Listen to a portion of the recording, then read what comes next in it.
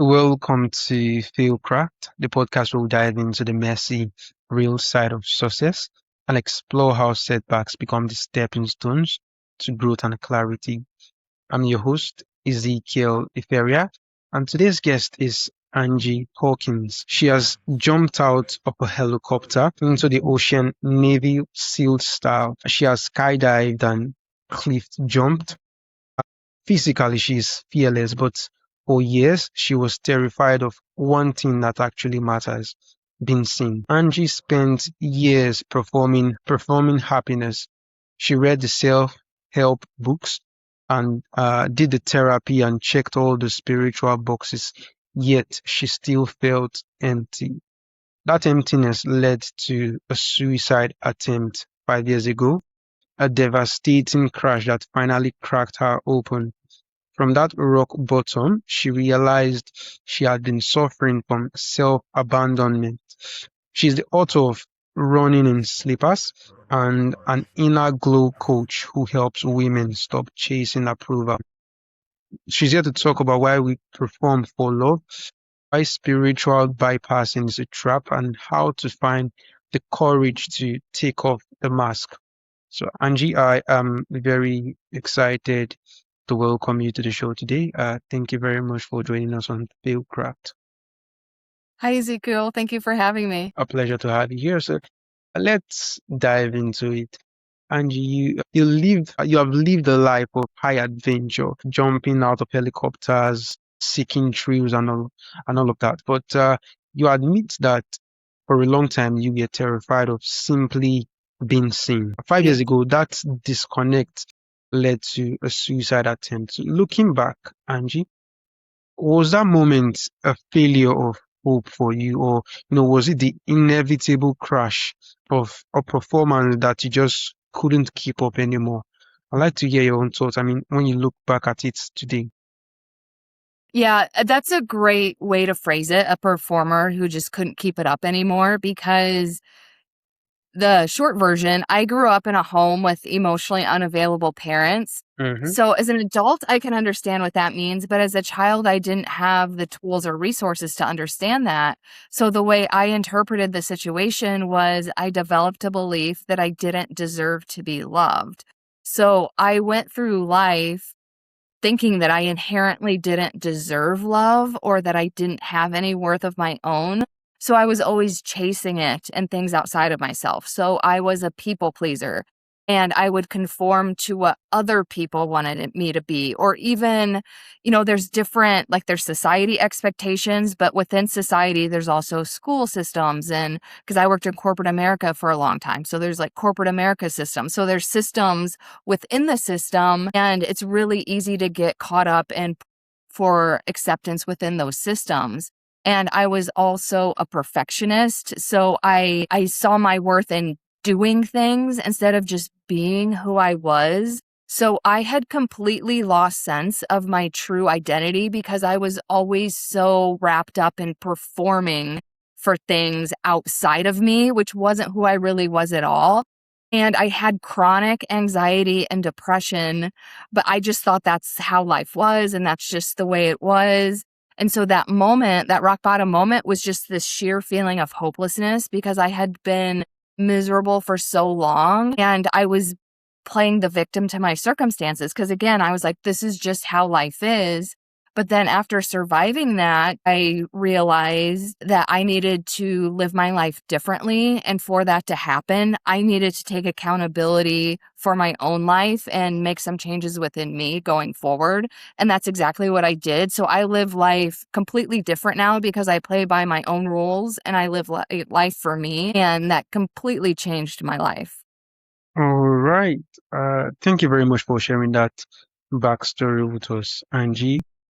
So it's pretty much, gives us a background for our conversation. It's still surprising and fascinating to me that you could jump into the ocean from a helicopter, felt paralyzed by emotional vulnerability. Yeah. Why is it easier for some of us to risk our physical lives than it is to risk our ego or our image? I'd like to hear your own thoughts on this.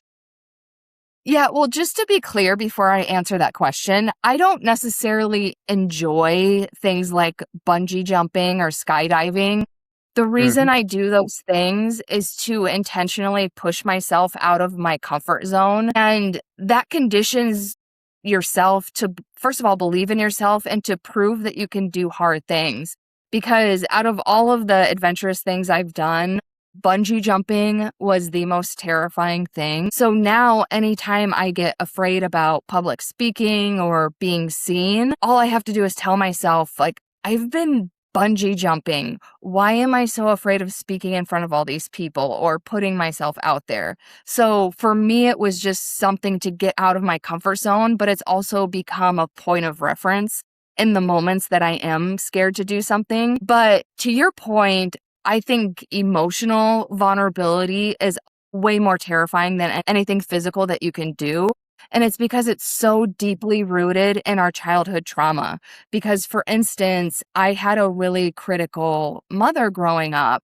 And so for me, the way, again, like you have to develop these, because until we're 18, we're under the care of our parents or primary caregivers. So for 18 years, even if our situation isn't ideal, our brain comes up with creative ways to deal with the circumstances so that we don't go crazy.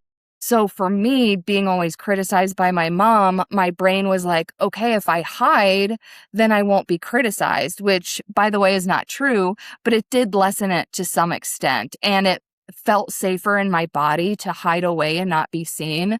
So the reason why it's so terrifying as an adult is because those fears are ingrained in our nervous system. So, for instance, for 18 years, I had this intense fear of being criticized. So, I would get like the really heavy anxiety and all these sensations in my body. And your body and brain carries that with you into an adulthood, even though it may not be serving you anymore. So, your body remembers how terrifying it was as a child, and we just carry those into adulthood. And I'm a big proponent. I don't think anyone can ever be 100% healed. And I do think to some extent you will still have those fears. The difference is successful people, they know how to feel the fear and do it anyway, which is another part of my physical feats because I feel the fear when I'm doing them, but I do it anyway. So then that conditions me to be able to do it in those emotionally vulnerable moments. Okay, okay. Wow, wow, wow. You feel the fear while you're doing it, but you still do it anyway.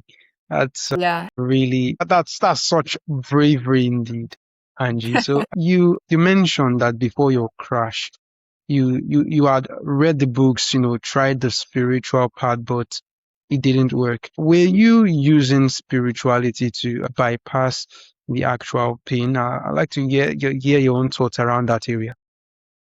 Yeah, well, I think there's two parts because you also mentioned like the self-help books. Because I also want to touch on those. So I used to read a ton of self-help books, and those are great for information because it gives you a lot of information about why you have certain behaviors or why you may be doing things a certain way. But those books are written for the masses. So while there may be advice on how to implement it in real life, it's so generalized that it's really hard to implement in your own life because everybody's life has their own nuances and specific circumstances. So for me, it was always really hard to take the information, which was really valuable, and then do the second step, which was actually implement it into my life. That was always difficult for me because those books aren't catered to my specific life. And then the other thing, which is the spiritual bypassing, I consider myself a spiritual person now, so I'm not knocking any of this stuff or even the self-help books. But for me, the thing that was lacking with the spirituality stuff, it's like, yeah, you can go to a sound bath or a healing circle or those kind of things, and it feels good in the moment, but it's not really it's not fixing the underlying trauma or the limiting beliefs behind why you're feeling the way you're feeling. So I would go to the thing and then I would leave and I would just feel like crap again. So it was just like this temporary fix to feel good, but it wasn't really changing any of my behaviors or beliefs or anything. Okay, thank you very much for sharing that with us. So you use a particular terminology that really struck my interest. You use the term self-abandonment. That is indeed a heavy phrase. So most people think they are obsessed with themselves, but you argue that we are actually abandoning ourselves. So I'd like to know, what does self-abandonment look like in daily life? In daily life, I think the best way I could break it down is anytime you're looking outside of yourself for someone to understand you, someone to approve of you, someone to validate you, you're looking for your worth in something outside of you. And I think because even me, I still catch myself like looking for validation outside of myself because it's really easy to be caught up in that, right? Because everyone else has an opinion about what you should be doing, or you go on social media and it's really easy to see what other people are doing or what their life is like, but you're actually just looking at the filtered and edited version that they're projecting to the world. So, my personal philosophy is just constantly be asking yourself, am I happy with who I am? Am I a good person? Am I living in integrity with my values? Am I happy with how I'm showing up? Am I being the best version of myself that I can be at any given time? And when you're Mm. focused on those things, you really care a lot less about what other people think of you and what other people are doing because you're so focused on you and improving you that it doesn't even matter. But I think the best way to describe it is just always seeking that external validation for your own worth. Okay, all right. So let's talk about your book, and Angie. So your memoir is titled "Running in Sleepers." So that's a really fascinating title. So I'd like to know why you titled it "Running in Sleepers." A really interesting one. So is it related to the contents, or where did the name come from? Yes. So, well, first of all, I'll explain the book and then I'll get into the title, but it's a memoir that covers a 5-year period of my life that was a total train wreck. And it's extremely vulnerable. And the reason I wrote it that way is because, again, you go on social media and everything's filtered and edited. And even in real life, we all wear a mask and pretend everything is fine. And I feel like we're not talking about the shitty things that happen to us, but we all go through hard times in our life. So I'm like, let's just talk about it. So the entire goal of the book is connection through vulnerability and running in slippers. The story about how it came about is actually in the introduction of the book. So I won't give that away. But what the title means, I live in Hawaii and we call flip-flop slippers. So it actually means running in flip-flops. And if you see the cover of the book, it is a picture of a foot in a flip-flop. And it's a metaphor for life because running in flip-flops and life, it can be adventurous, playful, and fun, but it can also be painful, difficult, and scary. So that is the essence of running in slippers. Right, all right. A really interesting backstory for the title of the memoir. So, Angie, you're now an inner glow coach. A lot of coaching focuses on external results like money, weight loss, etc. But you are an inner glow coach. I'd like to know, what does inner glow actually look like in someone? Let's say your clients. Yeah, so actually how I came up with Inner Glow was going through my own transformation Mm. because I used to not love myself, so I would treat myself in very unloving and self-destructive ways. But through my own healing journey, I changed many of my behaviors to be very self-loving, self-respectful, self-trusting. And over time, I started to love myself, but it wasn't really something that happened in my brain. All I remember is over time, it was almost like this warm energy coming out of my chest. And not only did that feel good to me, but people outside of me could feel it. And people around me would always be like, oh, you're glowing. And to me, the inner glow is just being so full of your own self love that it's literally spilling outside of yourself and other people can feel it too. So, my whole coaching philosophy is based on the fact that we're all born with that light inside of us, but then you go along life. And again, like society systems or family systems, they tell you how you should or should not be. So you start conforming to things outside of yourself, and that takes you out of the essence of who you really are, and it starts dimming your light. But when you start living your life by your own rules and focusing on yourself and being the best version of yourself, you're pulling away from all of that external validation, and you're like just radiating it, all of that, because you generate all of that from within yourself. You don't need anything outside of yourself. And to your point, a lot of coaching is based on, well, I'm going to help you make X amount of money. I'm going to help you lose weight, whatever. But the thing is, when you are radiating with that self-love, all of those things that you really want, you're naturally attracting them to you, because it's kind of like, like the bug light. When the light is shining bright, all the bugs are attracted to it. The same thing happens when you're so alive with your own self-love. It's like the relationships come, the money comes, like all of the stuff that you really want comes. So it all starts with you. Okay, so for our listeners, for a listener in our audience who is high functioning right now, they have the job, the family, and the smile, but they feel that same emptiness you felt. What's the first step to reconnecting with themselves without having to hit rock bottom first? Yeah. And thank you for bringing that up, because one of the reasons I share my story is because I had to hit rock bottom before I went through my major transformation. So do not do what I did. Like, if you find that you're not happy and fulfilled in your life, then absolutely you can make a change before you hit rock bottom. But I think the first step you can do, because a lot of people come to me like they've checked all the boxes in life, but they're still not feeling happy and fulfilled.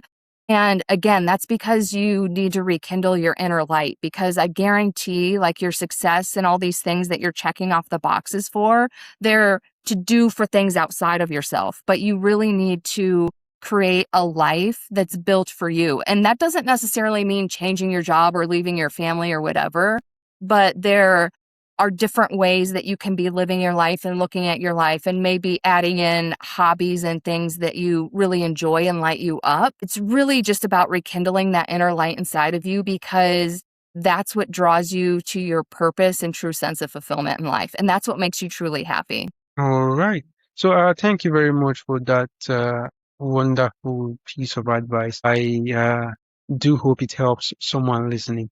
So, Angie, here's a personal one for you. After surviving the darkness of a suicide attempt and finding the light of a radical self-love, I'd like to know for you, what does being successful truly mean to you at this point in your life?